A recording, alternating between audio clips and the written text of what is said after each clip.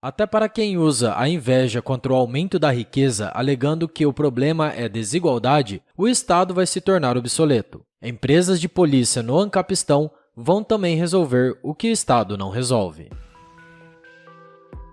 Este é o Visão Libertária, sua fonte de informações descentralizadas e distribuídas. No começo de dezembro de 2021, o jornal Metrópolis deu conta de um acidente numa rua de Brasília, Distrito Federal, envolvendo 3 veículos que foram atingidos por uma viatura descaracterizada da Polícia Federal. Viatura descaracterizada é um veículo, digamos, à paisana, sem nenhuma insígnia. Eles são usados geralmente por setores de investigação e inteligência da polícia.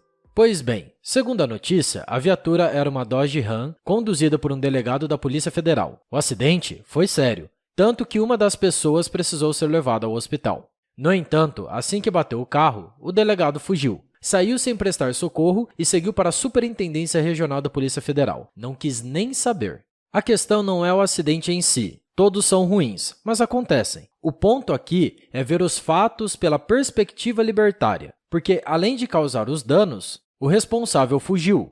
Ele é um delegado da Polícia Federal. Isso é mais um exemplo que reforça a importância de nunca haver um monopólio, nem de órgão estatal regulador, e até mesmo de uma instituição policial. Tudo deve ser via empresas concorrendo entre si, com qualidade e preço, pois assim será mostrado os desleixos da concorrente. Então vamos lá. Assim que uma equipe da Polícia Civil do Distrito Federal foi acionada, ela chegou à Superintendência da Polícia Federal e encontrou lá a Dodge Ram com um dano de colisão frontal. E tinha um detalhe: os investigadores perceberam que a placa da viatura tinha sido trocada. O delegado foi rápido. A matéria diz: após a batida, a placa foi trocada pela original da Dodge. Ora, se ele entrou na superintendência depois do acidente e se a história procede, então ele ou alguém trocou a placa do carro lá mesmo na superintendência. Mas então a Dodge da Polícia Federal não estava usando a placa original? Por que o delegado tinha trocado? Detalhe: o acidente ocorreu porque a viatura bateu no automóvel que desacelerou para passar pelo radar eletrônico de velocidade. Viatura descaracterizada, inclusive pela placa. Apesar de tudo, ainda ouvimos dos estatistas que a polícia deve ser estatal, que não deve haver várias empresas concorrendo num mercado policial. Isso faz algum sentido, porque como há muitas polícias estatais, civil, federal, rodoviário, ferroviário, penal, militar, municipal, legislativo e etc., cresce a complicação burocrática e hierárquica na apuração de crimes, fora as despesas gigantes disso tudo. É muita ingenuidade não relacionar uma polícia única, monopolista, com as premissas de ditadura. Sabe por que a maioria acredita que, se fossem empresas concorrendo, a proteção e a vigilância não seriam melhores do que a que temos hoje? Simples, porque políticos eleitos e funcionários do alto escalão repetem e repetem que não. São instituições que têm um grande poder bélico. A quem discorda, o choro é livre. Fim de papo. É um braço armado do Estado.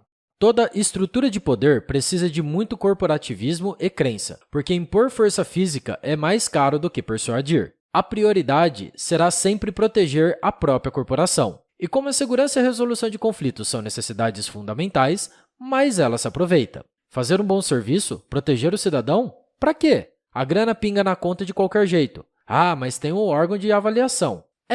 Tem. É estatal também. Vai sempre ocultar provas de algum ato ilícito. Ou, se muito, vai pegar leve com os colegas.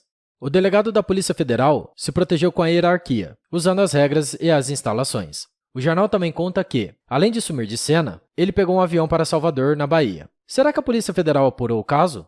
Mesmo que uma investigação tenha sido aberta, o tempo de demora complica o processo para as outras 3 pessoas envolvidas no acidente. Ainda mais porque o cara é uma autoridade policial. Autoridade entre aspas. Se fosse um participante do mercado, jamais usaríamos essa palavra para um profissional. Quando chamamos alguém de autoridade em uma área de atuação, é sempre entre aspas, como um elogio. Quando é estatal, é por obrigação. Embora tanto a PF quanto a Civil sejam polícias judiciárias voltadas à colheita de provas, a Polícia Federal está sob a União Federal e a Civil sob cada governo estadual. No caso aí desse delegado, ao Distrito Federal. As atribuições são diferentes. A Polícia Civil apura uma lista muito maior de casos domésticos, urbanos, homicídios, tráficos locais, roubos, estelionatos, fraudes, falso testemunho, denunciação caluniosa, acidente de trânsito com vítimas de lesão ou morte, entre outras coisas. Já a Polícia Federal cuida de uma lista pequena de proibições, como tráficos internacionais e interestaduais, falsificação monetária, atos contra o Estado e outras coisas que chama de crime, como tributárias, contrabando e descaminhos. A distribuição de poder de investigação permite que uma polícia possa controlar a outra. Por exemplo, o Detran fiscaliza as ruas, mas não apura crimes. Então, isso pode servir para que os fiscais de trânsito usem o bafômetro em um policial militar dirigindo bêbado durante o dia de folga. Provavelmente, esse policial militar, se fosse parado numa blitz da PM, rolaria uma vista grossa. É de natureza humana proteger os semelhantes. Por isso, é menos ruim que haja várias polícias e com poderes distribuídos não concentrados. Todo monopólio é antiético e é ruim do ponto de vista utilitário. Nada que é bom precisa ser obrigatório. Mas tem ainda outra perspectiva, a visão anarcocapitalista. Que tal se, ao invés de uma única polícia, houvesse empresas prestando serviços contratados individualmente ou por grupos para residências, ruas e outras empresas, tudo independentemente de jurisdição ou território? Assim, se evita a dominância crônica da propriedade por quem diz que vai te proteger. Ruas também devem ser privadas e cuidadas assim. Sempre que algo é privado, há muito mais interesse em manter a boa qualidade. Meios para isso tem de monte. Ou ainda, cada empresa poderia ser contratada para cada tipo de crime, em que cada uma atuasse na jurisdição individual. É cada indivíduo e a forma consensual de interação que importa. O que deve haver é respeito à propriedade. Ninguém deve ser cobrado por algo que não tenha sido vendido, contratado, alugado, muito menos pagar por um serviço que não recebe. Quem acha que pagamos imposto para custear a operação de segurança, pavimentação, iluminação, sinalização e etc. é ingênuo. A gente paga imposto para não ser preso. Qual a diferença do Estado para uma milícia que vemos por aí na imprensa sendo punida? Eles são concorrentes. Ambos cobram compulsoriamente. E, no fim, se paga para não sermos punidos pelo mesmo que está cobrando. Experimente não pagar ou informar a Receita Federal o que tem. Ou experimente não contratar a instalação da TV ou comprar o gás de cozinha dos donos da favela. Tudo pela segurança coletiva. Assim que as tecnologias vão melhorando, principalmente a gestão do dinheiro, cada indivíduo vai poder contratar o pacote de serviços de proteção que quiser. O Estado sempre vai rejeitar e se opor ao respeito à propriedade e à liberdade. Ele não quer que haja uma empresa competindo contra os seus serviços, pois sabe que perderia todos os fregueses, mesmo praticando dumping. É por isso que se repete que as polícias privadas virariam milícias, porque é o que ele mesmo faz, tapando o sol com a peneira, quando vemos que a polícia não é honesta. Ela não precisa ser. O pagamento está garantido, não importa o serviço.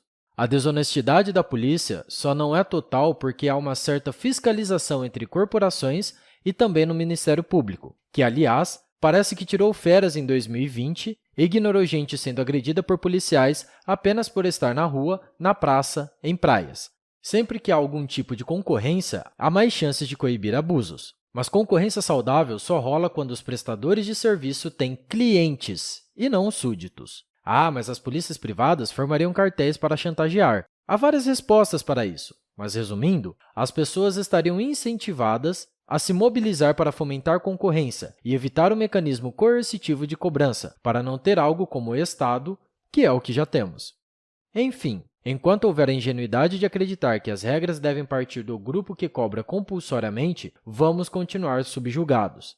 Mas o problema é que as pessoas são desonestas e precisamos votar certo. Não, com raras e inócuas exceções, as pessoas que passam a fazer parte da máquina que se sustenta pela dominação cultural e extorsão, seja por indicação, eleição ou por processo seletivo, vão tender a agir igual porque passam a ser incentivadas pelas mesmas regras. E como o Estado nunca perde poder sem resistir, vai continuar ignorando, dizendo que é ruim e se aproveitando da ilusão de que a segurança é melhor se for estatal. A justificativa é igual para educação, saúde, saneamento de água e outros. Faltam recursos, faltam verbas, precisamos de mais impostos para melhorar a qualidade. Ou, o problema é a corrupção dos outros, nunca de quem discursa.